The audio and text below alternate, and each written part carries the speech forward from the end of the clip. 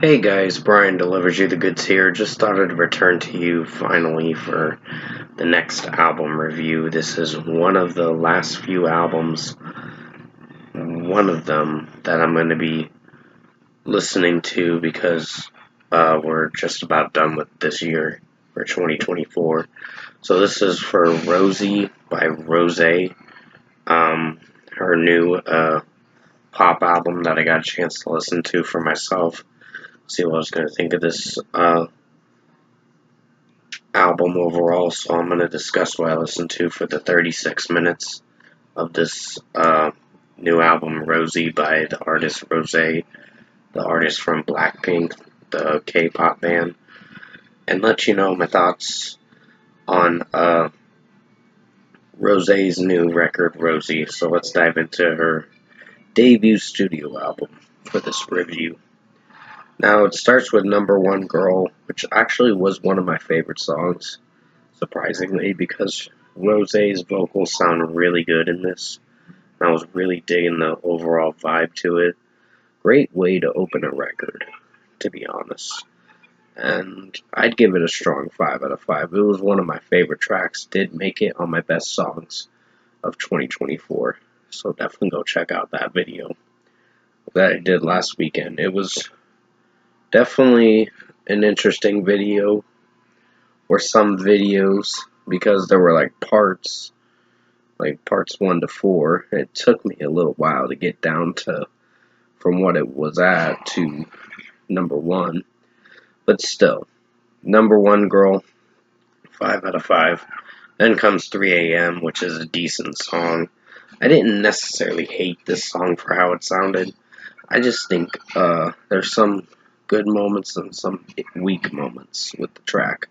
Like, some of the chorus is a little kind of cringy at times, but nothing to the point where I hate Rose singing in most of it.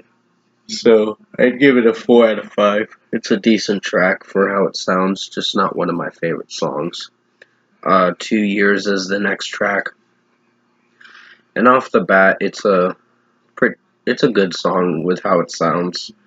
Rose's vocals make it work for this track, and just execution-wise, this track quite pulled it off in a good way.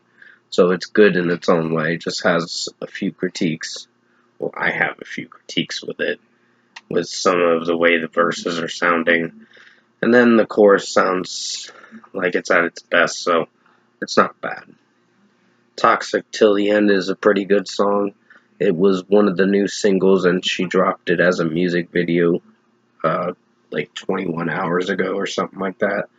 But it's not a terrible song. Nice love song for how it sounds, and she's basically talking about someone that she, I guess, was with in the video, or probably someone in her love life that was toxic to her, and then she wrote a song about it.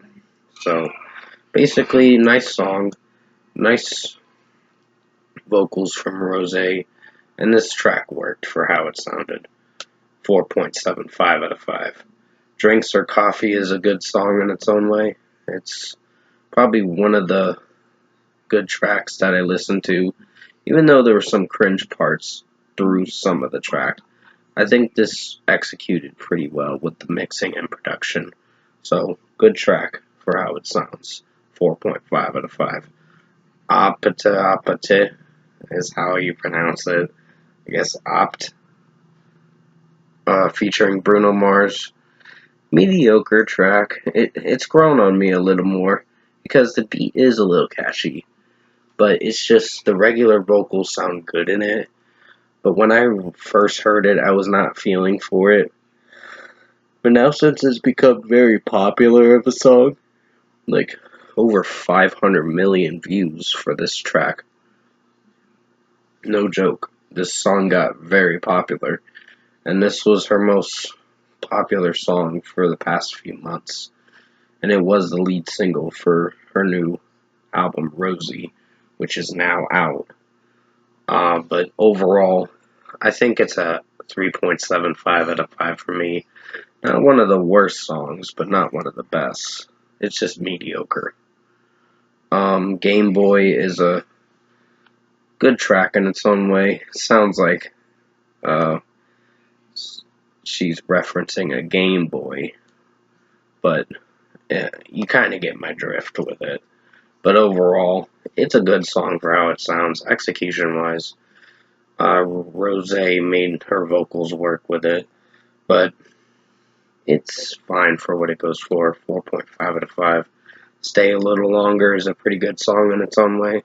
Probably one of the last pretty good songs that I enjoyed. The rest are good to above average for the rest of the record. But overall, her vocals shine in this track, and her falsetto vocals sound pretty good for how it sounds with Rosé's vocals. It's just, excuse me, honey. Just the mixing, the piano work in this is pretty nice. So I really dig this song. 4.75 out of 5. Not the same. It's a good song, but it has a little reggae feel to it that I'm not sure if I'm connecting with. But overall, it's a good song for how it's executing. So I'd give it a 4.5 out of 5 for this one. Rosé's vocals make it work to an extent. Call It the End. Short track. It's under 2.5 minutes, but it gets the job done for what it's going for. And Rosé makes her vocals work in this track for some good sections of this track. So it's a good song. 4.5 out of 5. Too Bad for Us is a good track for how it sounds. It's the second to last song before you get to the closing track. But overall, I did not hate this track for how it sounded. I mean, there was a few critiques with this track, but nothing to the extent where I necessarily hate it. So, good track in its own way. 4.5 out of 5. The melody sounds pretty nice for most of it. Dance All Night is an above average track.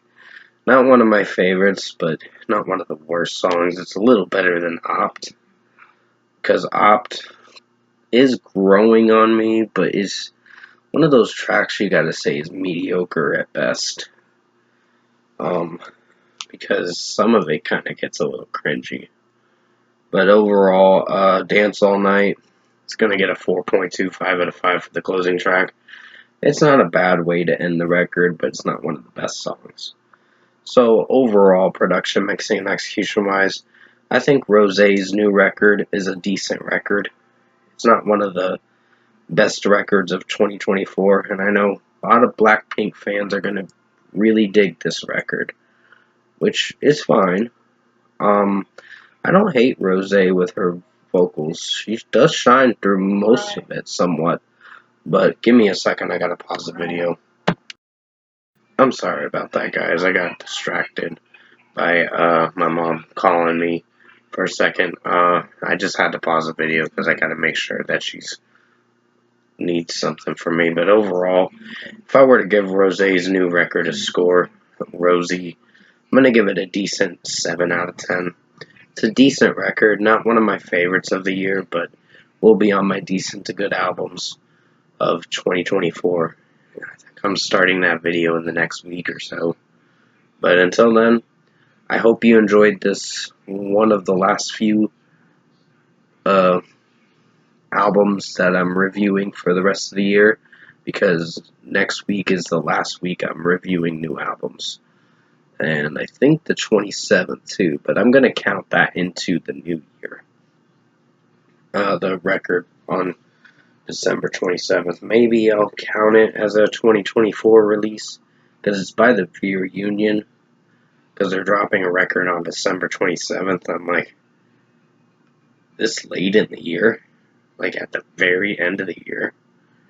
It's like, I'm surprised.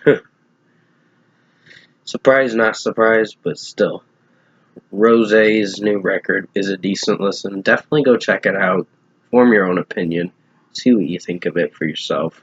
It's not a bad listen. It's just not one of my personal favorites. There are a few highlights to this record, like Number One Girl, Toxic Till the End, Stay a Little Longer, and some 4.5 out of 5 songs that did good in its own way, but Opt was kind of the one that brought the rating down. 3 a.m. and Dance All Night were the only three songs that kind of brought the rating down a little bit to make me give it a 7 out of 10. So pretty much, I hope you enjoyed Rosie, her new album, and thank you guys for watching this album review tonight.